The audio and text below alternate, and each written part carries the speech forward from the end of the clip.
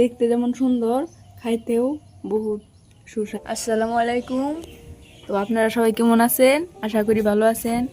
তো আমি আজকে আপনাদের সামনে নিয়ে এসেছি যে মাছের ডিম দিয়ে কিভাবে রেসিপি তৈরি করতে হয়, তো আপনাদের সম্পূর্ণ দেখাবো। তো প্রথমে কি করতে হবে দেখেন, ফার্স্ট মাছের ডিমগুলো ভালোভাবে 2-3 বার পানি চেঞ্জ করে ধুয়ে নেবেন। তো দেখেন আমার ডিমগুলো ধুয়ে নেওয়া হয়ে গেছে। এখন আমি বাকি কামগুলো আপনাদের দেখাবো, শুধু আপনারা সাথে থাকুন। সবার প্রথমে কড়াইতে তেল দিয়ে নেবেন। তো আমি সরিষার তেল দিয়ে নিচ্ছি, আপনারা চাইলে রিফাইনও দিতে পারবেন। তেলটা গরম করে নেবেন। তো দেখেন আমার তেল গরম হয়ে আসছে। তো সবার প্রথমে দিয়ে নেবেন কয়টা তেজপাতা,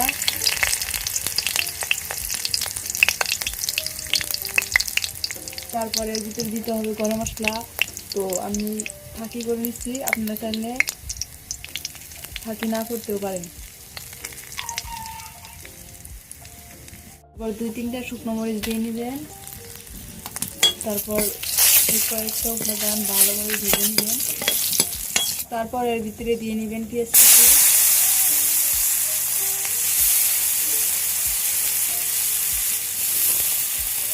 তারপর দিবেন রসুন বাটা,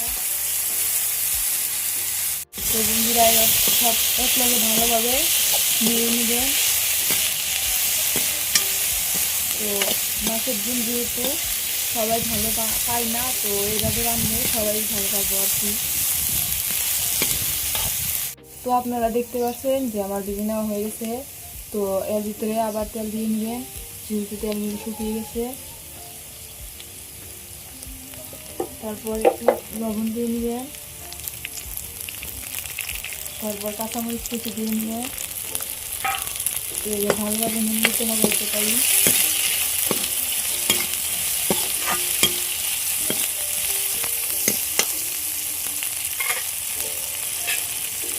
তারপর এর ভিতরে দিয়ে নেবেন হলুদের গুঁড়ো, তারপর মরিচের গুঁড়ো দিয়ে নেবেন,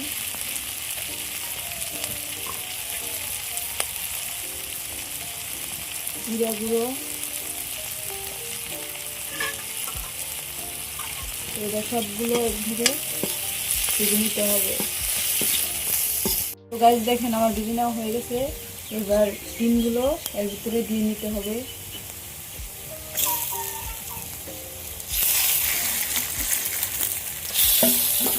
এবার ভালোভাবে ডিমগুলো একসাথে মিক্স করতে হবে।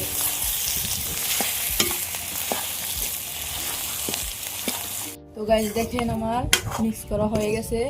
এবার এর ভিতরে অল্প পরিমাণ জল দিয়ে নেবেন, যাতে ডিমটা সেদ্ধ হয়ে আসে। এবার ভালোভাবে নাড়তে হবে।